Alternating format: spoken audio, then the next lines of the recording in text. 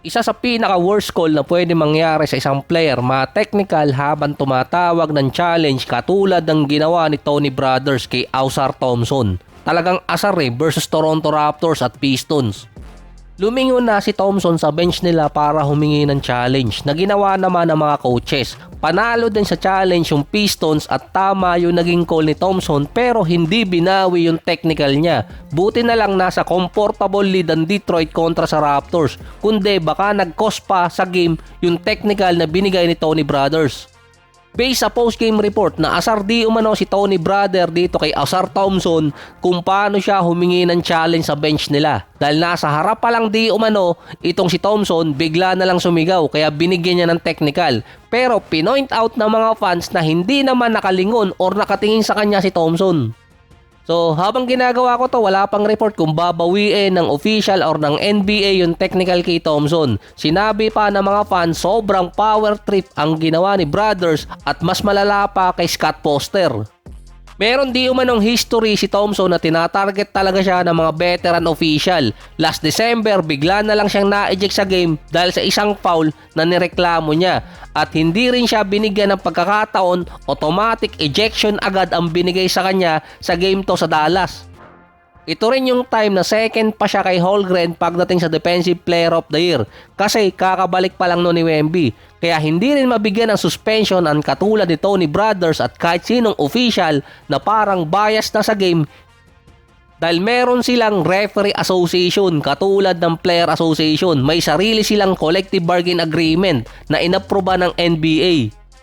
Ang tanging worst na pwede mangyari sa isang referee, mabigyan sila ng worst score sa kanilang report card at sa last 2 minutes report ng NBA. Yun lang ang kayang gawin ni Commissioner. Kaya inimplement yung last 2 minutes report para sa transparency kuno.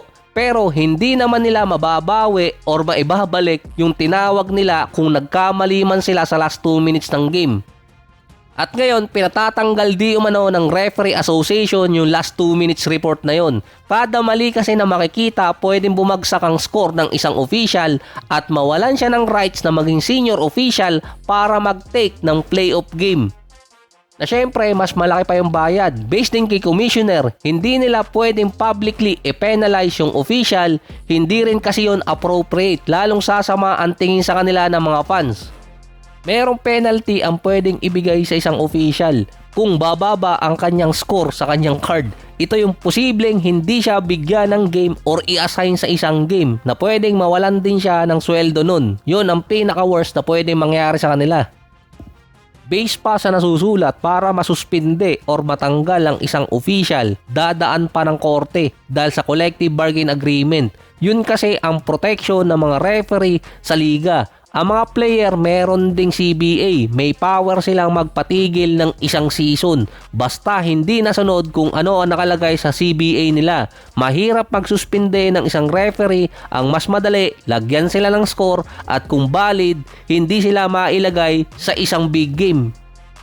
Worst possible time naman kay Kawhi na magkaroon ng injury. April na rin kasi. Sa nakaraang game nila versus dito sa Portland, nakita di umano na parang umiiwas, umiscore or kaya tumira itong si Kawhi. Nanonood pa naman yung Bini. Sayang pa naman dito kay King Kawhi. Nalimit lang si Kawhi sa 23 points, 8 rebounds, 3 assists, 7 out of 15 sa field.